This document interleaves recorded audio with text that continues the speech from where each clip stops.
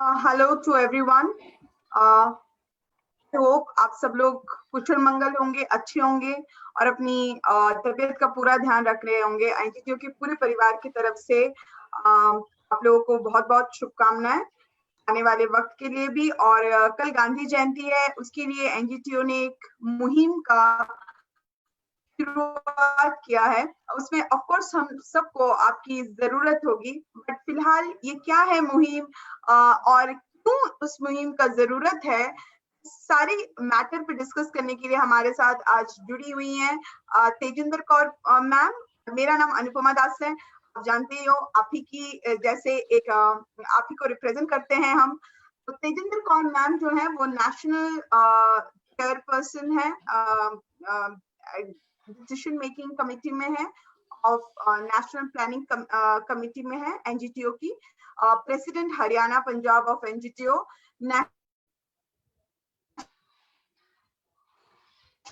Executive committee member of NGTO 20 साल से, is also a principal. तो उनको एजुकेशन पर्टिकुलर सेक्टर में क्या हो रहा है, क्या नहीं हो रहा है, और उसके बारे में बहुत डिटेल्स में उनको पता है, और स्वाभाविक सी बात है, पता होनी भी चाहिए।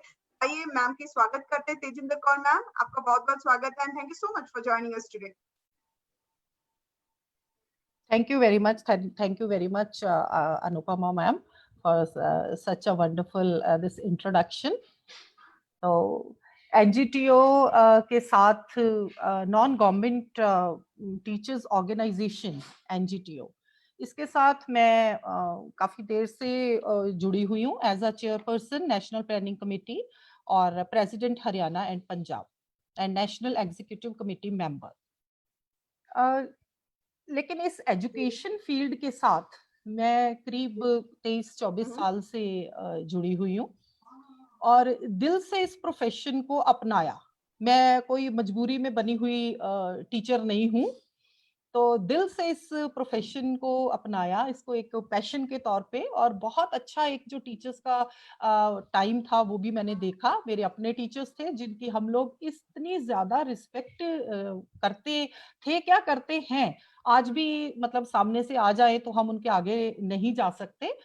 तो वो जो एक रिस्पेक्ट फैक्टर वो मैंने इतने सालों में उसको आज तक जो आज का टाइम आ गया है उसमें मैंने जो इतना डिटीरियोरेट होते हुए देखा है, तो वो बहुत ही पथेटिक है। वो कहीं से भी मतलब टॉलरेट नहीं किया जा सकता है। अब टीचर्स हैं, हमारे गवर्नमेंट टीचर्स हैं, प्राइवेट टीचर्स हैं। गवर्नमेंट टीचर्स के अलग अपने मसले हैं, लेकिन जो प्राइवेट स्कूल्स में या प्राइवेट एजुकेशनल इंस्टीट्यूशंस में जो टीचर्स काम कर रहे हैं, उनकी जो हालात मैंने डिटीरियोरेट होते हुए देखे हैं। ठीक है, फैसिलिटीज पहले भी कोई बहुत ज्यादा नहीं थी, लेकिन एट प्रेजेंट जो डे बाय डे प्रॉब्लम्स आ रही हैं और शिक्षकों के, प्राइवेट शिक्षकों के प्रति जो मनमानी है वो डे बाय डे बढ़ती जा रही है। और किसी भी स्कूल पे मुझे तो ऐसा लग रहा है कि कोई लगाम है ही नहीं। क्या आपको लगता है, मैं यहाँ आपको रोकना चाहूंगी, क्या आपको लगता है एजुकेशन में करप्शन बहुत बढ़ता जा रहा है? एजुकेशन के नाम पे कंटिन्यूअस करप्शन हो रहा है और इसके खिलाफ एनजीटीओ कंटिन्यूअसली प्रदर्शन करता जा रहा है और इसके खिलाफ एनजीटीओ खड़ा हो रहा है। और I think NGTO is the only particular organisation इस वक्त पूरे भारत में जो कि प्राइवेट टीचर्स के लिए ईसी लाने का कोशिश कर रहा है और पूरा पूरा जोर लगा रहा है। तो मैं बता दूं दर्शकों को इस वक्त की एनपीसी है क्या। NPC national private education commission है। आप हमारी यूट्यूब में एक वीडियो है प्राइवेट टीचर्स के लिए जो जो रूल्स एंड रेगुलेशंस जरूरी है, वो सारे रूल्स एंड रेगुलेशंस जो है भला सर ने बहुत अच्छे से एक्सप्लेन किया है, आप जाके देखिए। बट फिलहाल तेजिंदर कौर मैम की तरफ आते हैं और मैम से पूछते हैं कि मैम ये जो एजुकेशन के नाम पे करप्शन है उस वो दिन ब दिन बढ़ता जा रहा है और एनजीटीओ उसके खिलाफ लगातार आवाज उठा रहा है, एनपीसी का डिमांड कर रहा है, that is national private education policy. इसके बारे में प्लीज आप थोड़ा सा हमें बताइए।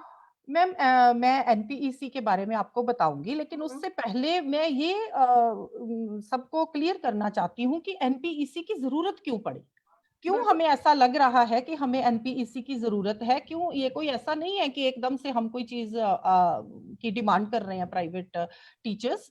अब देखिए, जो रूल के मुताबिक जो भी स्कूल्स हैं उनको गवर्नमेंट के या सीबीएसई के जो जुड़े नियम हैं उसके दायरे में रहकर ही काम करना होता है।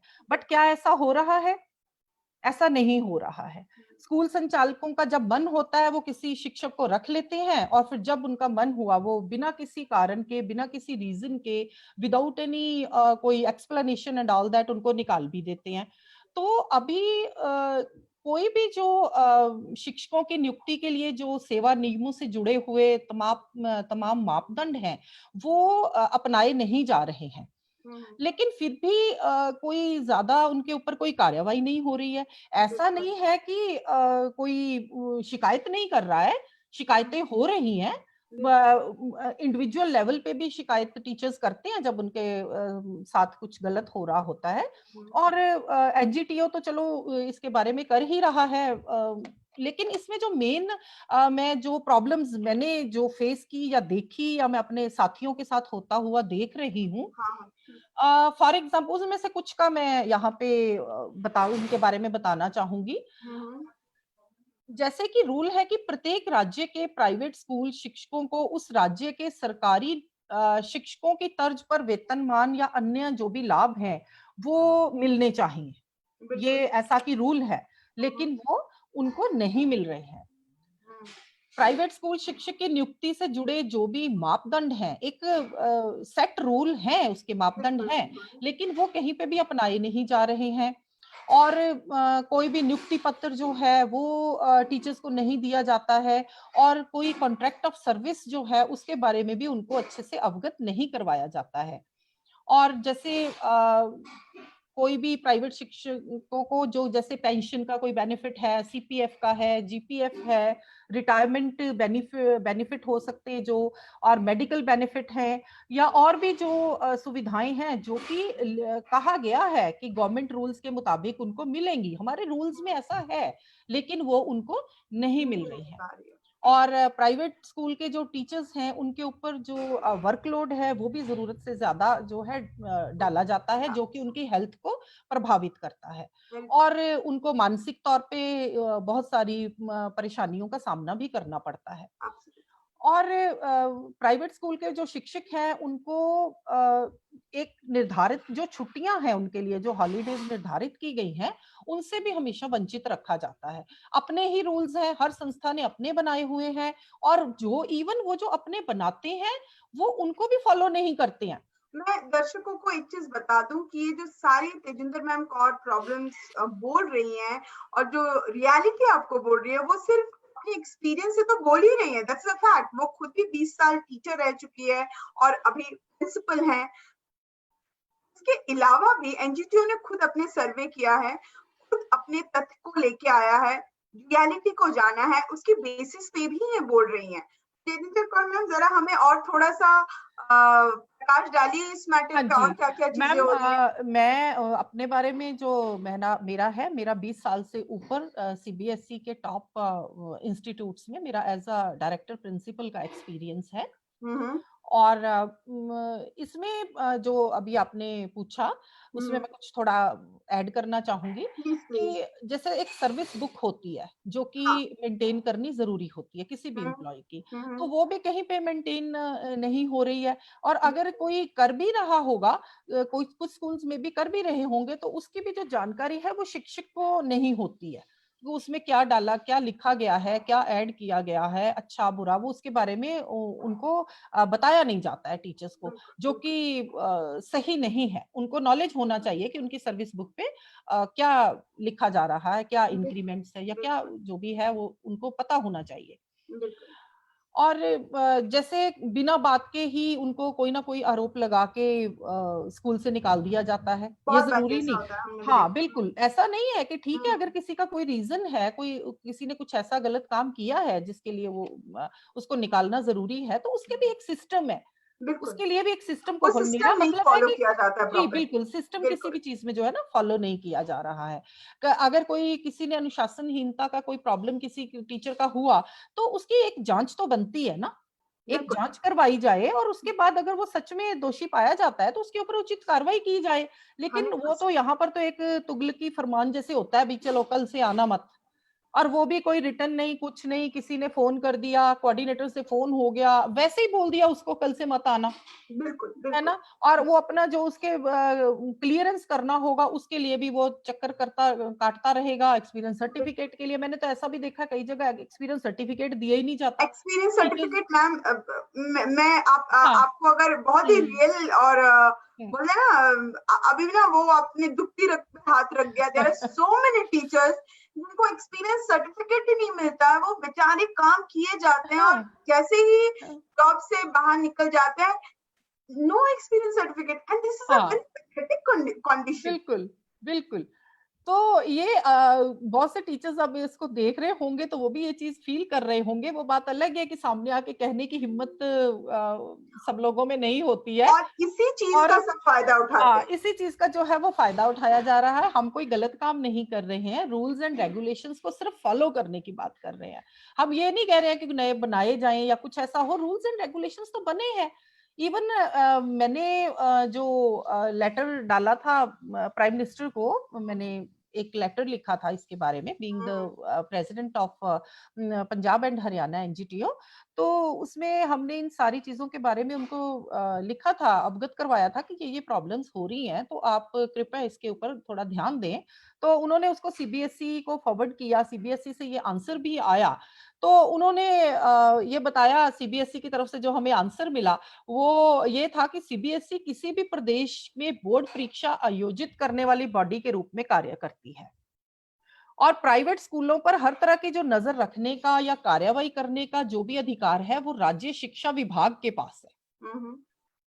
तो क्योंकि जब भी किसी स्कूल की एफिलिएशन के लिए कोई आवेदन किया जाता है तो सबसे पहले जो उस राज्य का जिले का जो जिला शिक्षा अधिकारी होता है वो उसको वेरीफाई करता है, और फिर उसके बाद वो स्कूल केंद्र या राज्य द्वारा निर्धारित मानकों को पूरा कर रहे हैं या नहीं कर रहे हैं, उसका शिक्षकों को प्रॉपर वेतन मिल रहा है या नहीं मिल रहा है, ये सब वो तय करता है जो डीईओ के अंडर आता है। और फिर इसलिए उन्होंने तो सब बातों की जो जवाबदेही है वो राज्य शिक्षा विभाग या जिला अधिकारी की बताई। वो हमें पता भी है, लेकिन ये हमें सीबीएसई की तरफ से ऐसा आंसर आया। बिल्कुल। तो राज्य स्तर पर उन्होंने कहा कि इस चीज की जो है पैरवी की जाए। उसके बाद अभी हमने, अरे मैं सॉरी, मैं आपको बात काट रही हूँ क्योंकि हमें जी, मुद्दे पे भी आना है कि हम लोग जी, एक मुहिम छेड़ रहे हैं, जी, जिसपे हम चाहते हैं कि सारे टीचर्स इकट्ठे मदद करें एक दूसरे की, और जो एजुकेशन से करप्शन है, जो एजुकेशन में आपका हक है, उसको हम आपको दिला पाए, आपको दिला पाए। और आप जो बोलते हैं ना हम लोग कि एनजीटीओ का एक कोर फिलोसॉफी है कि भारत का जो स्वर्णिम युग है हम्म, एजुकेशन का, शिक्षा का, उसको हमें वापस भारत में लाना है। इसके लिए हम सबको एक होके, एकजुट होके रहना है। तेजिंदर कौर मैम, इसके बारे में आप कुछ अनाउंस करने वाली है आप जी मैम, कि कल गांधी जयंती भी है, कल जी मैम, हम जिन्हें बोलते हैं महात्मा, जी, जिन्होंने नॉन वायलेंस, जैसे नॉन वायलेंस के सहित किस तरह से उन्होंने काम किया, और इसको एब्सोल्युटली, इसको पूरा प्रोमिनेंट हम लोग इम्पोर्टेंस देते हैं। तो हम नॉन वायलेंस के रास्ते में चल के कैसे अपने आप को अपना हक ले सकते हैं, प्लीज हमें बताइए। तो इसी के रिगार्डिंग मैम हमने लेटर्स तो तकरीबन हर जो भी हम उच्च अधिकारी हैं इससे उनको हम सब लिख चुके हैं, हम प्रोसेस में भी हैं। तो इसीलिए जो सबसे पहले तो डिमांड की गई है एनपीईसी की, जो अभी पहले आपने मेरे से पूछा था। बिल्कुल। NPEC means national private education commission, इसकी हम एनजीटीओ की तरफ से मांग कर रहे हैं, जी। ताकि एक ऐसी बॉडी हो, एक ऐसी गवर्निंग बॉडी हो जो प्राइवेट स्कूल सिस्टम को रेगुलेट करे, एक रेगुलेटरी बॉडी हो, ताकि अगर किसी प्राइवेट जॉब करने वाले किसी टीचर को कोई प्रॉब्लम आती है तो कम से कम वो कहीं जाके बात तो करे। यहाँ डीईओ सिस्टम और वहां पर तो कोई सुनवाई है ही नहीं है। बिल्कुल। तो एक तो ये एनपीईसी की जो डिमांड है ये एनजीटीओ की तरफ से की गई है। एक जो टीचर्स डे पे भी हमने उससे उस दिन भी और उससे एक दिन पहले भी हमने ट्विटर पे मतलब वो मैसेजेस बहुत किए थे, सक्सेसफुल अभियान रहा है। और बहुत सक्सेसफुल वो अभियान रहा, बहुत से टीचर्स उससे जुड़े।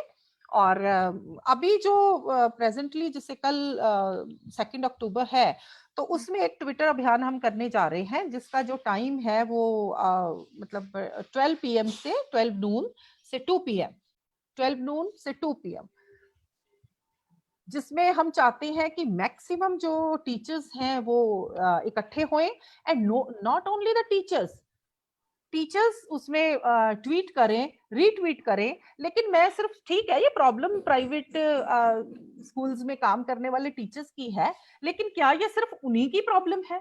टीचर्स तो नेशन बिल्डर्स के रूप में जाने जाते हैं, और सबसे ज्यादा रिस्पेक्टेड शायद ये जॉब कहो इसको, या मैं तो जॉब नहीं कहती हूँ, मैं तो इसको पैशन पूजा। के तौर पे ही कहती हूँ। तो मेरा कहने का मतलब ये है कि कोई भी जो हमारे स्टूडेंट्स हैं, पेरेंट्स हैं, और जो हमारे सिटीजन ऑफ इंडिया जो टीचर्स की केयर करते हैं, जो उनकी रिस्पेक्ट करते हैं, और हर और किसी कोई भी का पर्सन है तो वो, लाइफ में, हर जी, किसी के लाइफ में अपना एक फेवरेट टीचर होगा। और मैं हाँ, आपको बता दूं, अगर आपने प्राइवेट इंस्टीट्यूशन में पढ़ा होगा, मैं जी, खुद पढ़ाई हुई हूँ, तो मुझे 2-3 दिन पहले एक बच्चे ने पूछा, मैम हमें इतना अच्छा लगता था आपका क्लास, आपने छोड़ क्यों दिया था? मैंने बोला, बेटा मेरे पीनट्स से ना घर नहीं चलते हैं, आपको ये समझना पड़ेगा।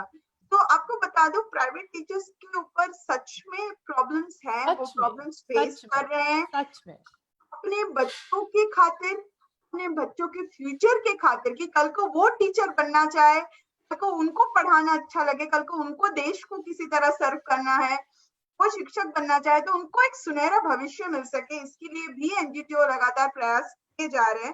जी, तो बिल्कुल।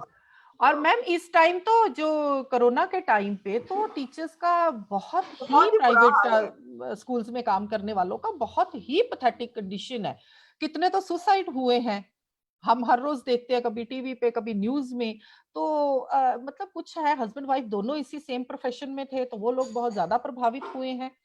और मेरे ख्याल से बहुत से तो ऐसे टीचर्स जो मेरे पास कंप्लेंट्स आती रहती हैं, वो फरवरी से तकरीबन सैलरी नहीं मिली है। कुछ स्कूल्स ने दी है तो वो भी 50%, कोई 30%, कुछ ऐसा करके। और वो भी ऐसा कोई उनका नहीं है कि भाई जो एरियर के रूप में बाकी जो बच्ची सैलरी है वो दी जाएगी। बिल्कुल। मीन्स मेरा कहना ये है कि स्कूल अगर प्रॉब्लम में है, सच में है कोई प्रॉब्लम है, तो टीचर्स भी वहां पे साथ खड़े होंगे। लेकिन सभी स्कूल्स तो प्रॉब्लम में नहीं है ना। इसके वैसे मैंने कुछ स्कूल्स के बारे में ऐसा भी सुना है कि उन लोगों ने अपने टीचर्स की बहुत केयर की है। ऐसे भी कुछ गिनती चुनती के स्कूल है ना, गिनती के मेरे पास उनके नाम भी हैं। लेकिन मैं यहाँ जो मेजोरिटी जो टीचर्स हैं वो सफर कर रहे हैं, और बहुत बहुत बुरी ज्यादा। तरह सफर कर रहे हैं, और और मुझे लगता हमारा है वो, यही रहेगा, देश देश के हर एक व्यक्ति से, हर एक टीचर से, हर एक बच्चे से जो कि फेसबुक, ट्विटर वगैरह यूज कर रहे हो, जी, कि जी, प्लीज हमारी इस मुहिम में कि हम टीचर, आने वाली जो जनरेशन है उनको एक सुनहरा भविष्य दे सके, उसके लिए, टीचर के हक के लिए, आपका फेवरेट टीचर कभी एक्सप्लॉइट ना हो, उसके लिए एक बहुत सुनहरा जो स्वर्णिम युग था, जिसको हम गोल्डन एज बोलते हैं इंडिया का, वो इसलिए जी, था क्योंकि वो एजुकेशन वाइज भी, वैल्यू बेस्ड एजुकेशन में बहुत ज्यादा ध्यान दे, उसके लिए वो पूरा युग हम वापस ले आ पाए। कोशिश तो कर सकते हैं, सारी चीजों के लिए आप हमारे ट्विटर अभियान पे जरूर बिल्कुल। हमारा साथ दें, जैसे कि तो तेजिंदर मैं कौर मैम ने आपके आपके इस प्लेटफॉर्म से सब स्टूडेंट्स को, उनके हमारा, पेरेंट्स को, हाँ जी, इस प्लेटफॉर्म से सब स्टूडेंट्स को, पेरेंट्स को, और सब सब सिटीजन ऑफ इंडिया, क्योंकि वो भी टीचर से ही पढ़ के जो भी आगे कर बढ़े। रहे हैं वो आज कामयाब है, तो उनका क्रेडिट भी उनके टीचर्स को ही जाता है। तो वो सब इस अभियान में प्राइवेट टीचर्स का साथ दें, और उनके साथ खड़े हों इस टफ टाइम में। और ये टाइम सदा नहीं रहने वाला है, बहुत ही जल्द हम इस कोरोना की जो प्रॉब्लम है इससे बाहर होंगे, और फिर वही बहुत अच्छा टाइम आएगा। तो मेरा ये सबके मैं अपील करना चाहती हूँ कि वो टीचर्स का इस टफ टाइम में साथ दें, और जो हमारा ये ट्विटर अभियान है इसको सक्सेसफुल बनाएं, और खुद भी आप इसमें, और अपने दोस्तों को भी, अपने साथियों को भी, अपने रिश्तेदारों को भी आप सबको मतलब साथ में लेके चलें, और आज टीचर्स के साथ खड़े रहें।